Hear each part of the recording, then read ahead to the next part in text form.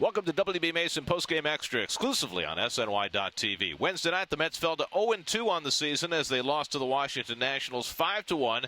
Gio Gonzalez outpitched Bartolo Colon, who was making his first start for the Mets. Well, Bartolo wasn't bad, 3 runs in 6 innings pitched, but he was hit awfully hard. Did not have the great control, pitch count to 110, so only went 6 innings, and the bullpen came in and gave up a couple more runs. I mean, what you saw today is not his best stuff. I'd never seen in the last few years Bartolo pitch up so much. Usually you see those balls getting beat in the ground because of the sinker, and today they were hitting fly balls. But the ball just didn't have the depth it normally has, and he was up in the zone. But when you look after 6 innings, it's 3-1. You're still in the game.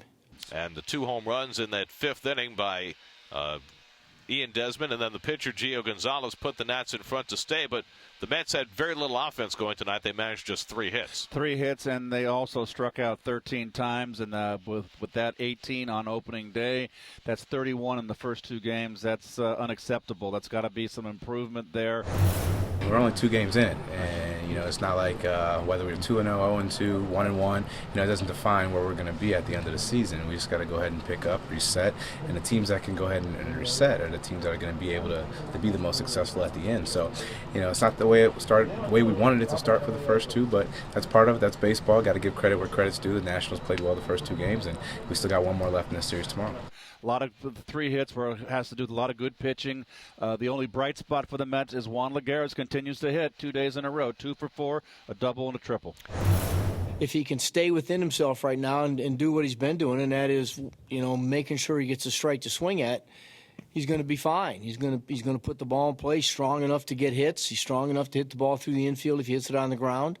We know he's got power. Where Juan starts to run into problems is when he expands his zone.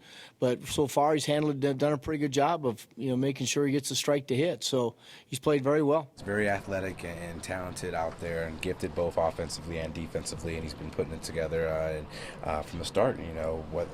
That was down in Florida in spring training. He got off to a great start down there, swinging the bats, made some amazing plays in the outfield. And a lot of that stuff is carried over here to the first 2 games of the season. So he's been going really well for us. Hopefully we can feed off that energy and the things that he's doing both offensively and defensively and continue to keep him going. So the Mets will try and salvage the finale of the series on Thursday afternoon. Zach Wheeler will make his first start of the year against 19-game winner Jordan Zimmerman. Our coverage begins with Pepsi pregame live on SNY at 12:30 on Thursday afternoon. That'll do it for WB Mason Postgame Extra. Be sure to join us after every game for exclusive coverage on SNY.TV.